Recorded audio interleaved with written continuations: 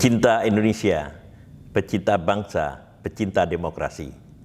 Selamat datang di kolom Fakhri Ali, disingkat Kofi, ditambah TV, Kofi TV, kolom Fakhri Ali TV. Kali ini saya ingin membicarakan tokoh muda yang muncul di masa reformasi dan demokrasi. Tokoh ini adalah Sandiaga Uno.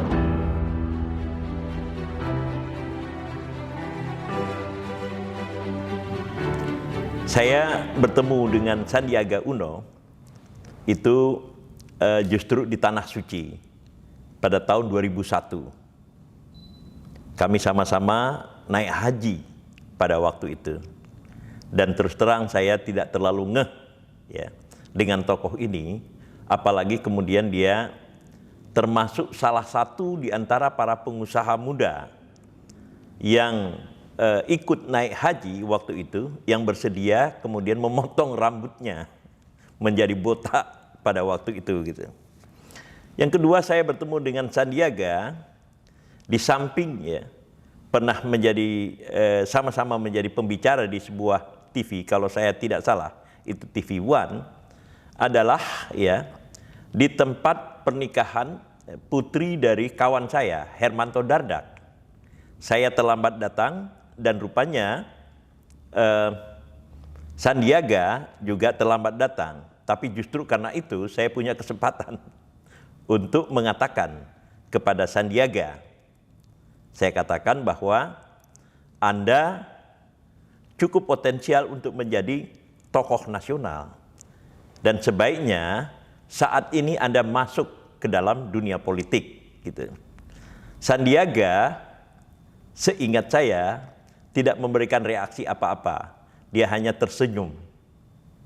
Nah, apa arti senyumnya itu? Ya, tidak perlu kita bahas di sini gitu. Tetapi ada hal yang mengejutkan saya. Belakangan saya tahu bahwa tokoh yang saya minta untuk tampil ke dalam dunia politik itu adalah seorang entrepreneur yang menurut majalah Forbes pernah menjadi orang terkaya di Indonesia dengan kekayaan 600 juta dolar Amerika. Saya tidak bisa membayangkan berapa besarnya jumlah itu dibandingkan ya dengan apa yang saya miliki gitu. Tetapi langkah ya yang kemudian terjadi dan bersifat decisive dari Sandiaga Uno itu adalah ketika kemudian dia didukung ya oleh Partai Gerindra yang dipimpin oleh Prabowo Subianto, tampil menjadi calon wakil gubernur DKI Jakarta. Sandiaga tentu ya berpasangan dengan Anies Baswedan, dan kita tahu pasangan ini, pasangan Anies dan Sandiaga itu memenangkan pertarungan untuk memperebutkan kepemimpinan puncak di DKI Jakarta. Tetapi langkah Sandi itu tidak terhenti di situ. Secara mengejutkan, Sandi tiba-tiba menjadi calon wakil presiden berpasangan dengan Prabowo Subianto. Ini sebuah langkah yang sangat luar biasa yang saya tidak bisa bayangkan, bukan ketika saya bertemu dengan dia di Tanah Suci, melainkan ketika saya berbicara di dalam acara pesta pernikahan putri dari Hermanto Dardak. Jaraknya mungkin tidak terlalu jauh karena Hermanto Dardak pada waktu itu masih menjadi Dirjen PU, ya, Departemen PU, Pekerjaan Umum pada waktu itu gitu, dan belum menjadi Wakil Menteri PU. Itu artinya bahwa karir ya politik atau ya transformasi Sandiaga Uno dari seorang entrepreneur menjadi seorang politisi nasional itu sangat cepat sekali gitu. Nah, tentu kemudian kita tahu pertarungan kepresidenan pada 2019 memang kemudian dimenangkan kembali oleh Jokowi. Nah, saya katakan kembali di sini itu khusus untuk Jokowi karena Jokowi maju dengan calon wapres yang berbeda. Sebelumnya calon wapres Jokowi itu adalah tokoh nasional Yusuf Kalla, tetapi kemudian pada kontestasi yang kedua, yakni pada tahun 2019, Jokowi tampil bersama dengan Kiai Ma'ruf Amin. Nah, kendati pun demikian, nama Sandiaga Uno itu sudah kadung tampil menjadi tokoh nasional, menjadi politisi yang dielu-elukan oleh sebagian besar pendukungnya. Siapa pendukungnya? Pendukungnya adalah pendukung yang sama dari kontestasi DKI Jakarta, yakni kalangan Islam kota. Para pecinta Indonesia, pecinta bangsa dan pecinta demokrasi, pada hemat saya ini adalah sebuah titik kulminasi dari karir politik yang bisa dicapai oleh Sandiaga Uno dengan usia yang relatif muda, karena dia lahir pada 1969 dan di Riau. Ayahnya adalah seseorang yang bekerja di Caltex di Duri. Saya pernah datang ke kompleks Caltex itu sebagai penceramah pada waktu itu tentang etika usaha. Oke, kembali ke Sandi. Nah, jadi Sandi sampai dengan tahap dia sebagai calon wakil presiden itu adalah masa yang paling bergemuruh di dalam karir politiknya. Dia melesat begitu cepat sampai kemudian menjadi calon wakil presiden dalam usia yang begitu muda dengan tampilan yang sangat kosmopolit. Itu artinya bahwa Sandiaga Uno itu telah menjadi prototipe yang sangat menarik di dalam rata-rata masyarakat Indonesia. Dia sangat kosmopolit, lalu pada saat yang sama sangat religius. Pendidikan dia itu diperoleh di Amerika Serikat. Di dalam pengertian lain, tantangan-tantangan global yang dihadapi oleh sebuah bangsa itu at least dengan pengalaman sekolah dan pengalaman karir entrepreneurnya itu relatif lebih mudah dihadapi. Ini mungkin profil yang dimiliki oleh Sandiaga Uno ini mirip dengan Erick Thohir. Tetapi berbeda dengan Anies Baswedan. Anies adalah seorang scholar, seorang intelektual yang juga kenal dunia global, tetapi dia adalah sebagai seorang tokoh intelektual. Maksud saya Anies loh. Sementara kemudian Sandiaga Uno sama seperti Erick Thohir itu adalah tokoh-tokoh di atas profesional karena mereka adalah entrepreneur. Gitu. Nah, di dalam posisi ini seorang entrepreneur muda yang berhasil dan mengenal hutan belukarnya dunia bisnis global itu menjadi calon wakil presiden.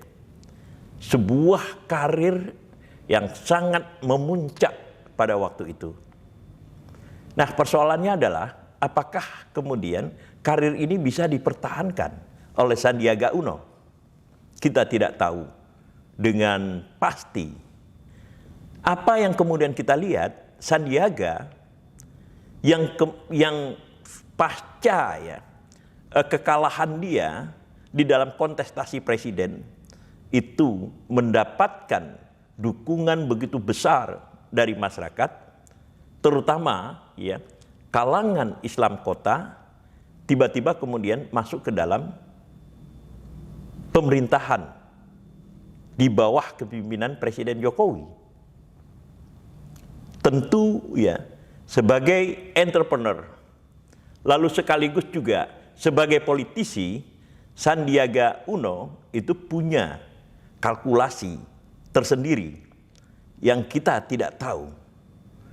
Tetapi yang jelas dalam situasi tahun 2022 sekarang ini, di mana ya proses perkembangan politik yang berlangsung begitu cepat, di mana tokoh-tokoh yang sudah muncul ya seusia dengan dia, lalu kemudian satu era mencemplungkan diri ke dalam dunia politik, itu sudah bergerak lebih cepat, seperti misalnya yang kita lihat pada Anies Baswedan, seperti yang kita lihat misalnya pada Erick Thohir, dan seperti yang kita lihat pada Gubernur Jawa Tengah, yaitu Ganjar Pranowo.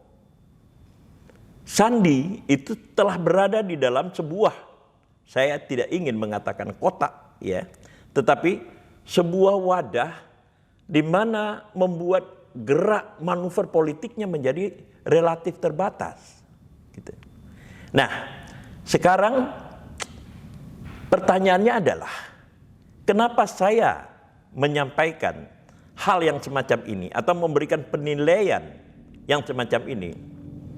Karena gitu, saya yang kemudian mengusulkan kepada Sandi untuk tampil ke dalam dunia politik dengan ya tampilan dia yang sangat kosmopolit, dengan ya kekuatan dana yang dimiliki, lalu kemudian dengan intelijensia yang ada pada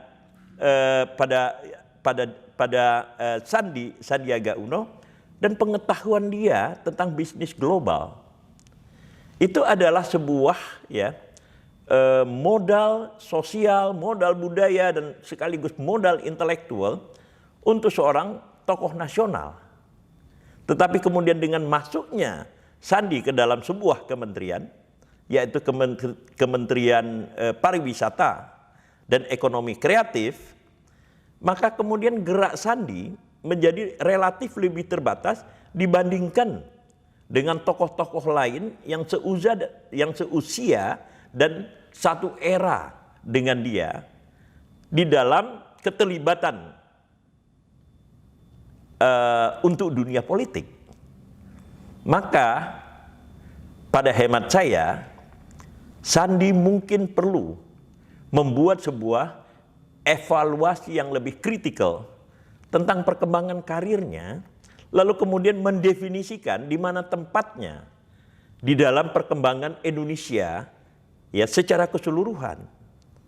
Karena tokoh-tokoh yang semacam ini, seperti juga ya saya katakan kepada tokoh-tokoh lain, itu diperlukan pada tingkat bangsa, bukan sebagai seorang eksekutif ya, melainkan sebagai ya tokoh-tokoh yang mengambil keputusan pada tingkat nasional yang menentukan nasib bangsa. Nah, kalau kita lihat dari karir lalu kemudian pengetahuannya, sangat jelas bahwa Sandiaga Uno itu masuk ke dalam kriteria yang saya buat tadi. Yakni apa? Punya pengetahuan yang profesional dan teknikal, lalu mengetahui konsep-konsep ya perkembangan global, apalagi konsep tentang bisnis global, lalu kemudian punya ya kapital, punya modal ya untuk terjun di dalam dunia politik.